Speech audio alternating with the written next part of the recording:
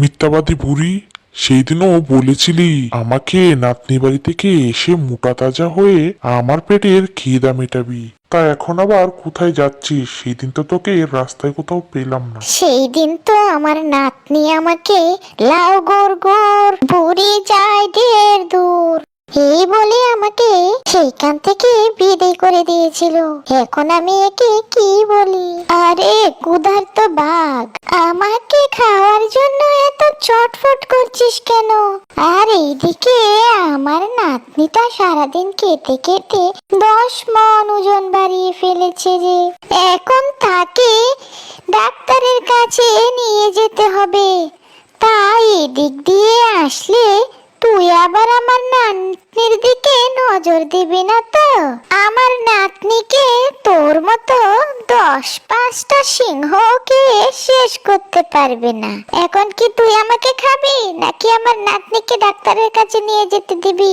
এই না হলে সুযোগ, এবার তোকেও খাবো, তোর 10 মনওয়ালা নাতনিকেও খাবো। ঠিক আছে বুড়ি, যাও যাও, নাতনির চিকিৎসা করার জন্য এদিক দিয়ে নিয়ে যাও। আমি তোমার নাতনিকে দেখে একটু দোয়া করে দিব, ঠিক আছে? ঠিক আছে, তাহলে আমি যাই বাঘ বাবু। এই সব কিছু গাছের আড়াল থেকে একটি শিয়াল শুনে নেয়, আর শিয়াল বাঘের আগে এক রাস্তায় গিয়ে তার দল নিয়ে দাঁড়িয়ে থাকে বুড়ির অপেক্ষায়। বুড়ি ও তার নাতনি আসতে আসতে প্রথমে দেখা হয় শিয়ালের সাথে। তখন শিয়াল বুড়িকে বলল, অহে চালাক বুড়ি, সেই দিনও তোমার পথে বসেছিলাম, কিন্তু তোমার দেখা পেলাম কই? আজকে বললে তোমার 10 মণ ওজনের নাতিন নিয়ে আসবে, তাই তো আমি তোমার জন্য অপেক্ষা করছি। তোমাকে আর তোমার নাতিনকে আমার দলবল মিলে খাবো। বুড়ি শিয়াল ও বাঘকে শিক্ষা দেওয়ার জন্য তার সঙ্গে করে একটি পেত্নী নিয়ে আসে। পেত্নীটি ছিল খুবই সাহসী। সে ঘপ ঘপ করে শিয়ালগুলিকে খেয়ে ফেললো।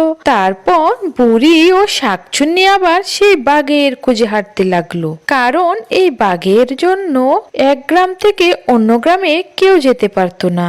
মানুষ খেতে ওরা খুব পছন্দ করত। ওদের ভয়ে 2 গ্রামের মানুষের যোগাযোগ রীতিমতো বন্ধ হয়ে যাচ্ছিল। যেতে যেতে হঠাৎ বুড়ি ও পেত্নীর বাঘের সঙ্গে দেখা হয়ে যায়। তারপর ওই পেত্নীটি বাঘগুলিকে ঘপ ঘপ করে খেয়ে নিল। এইভাবেই আমাদের গল্পটি শেষ হয়ে গেল। খোদা হাফেজ।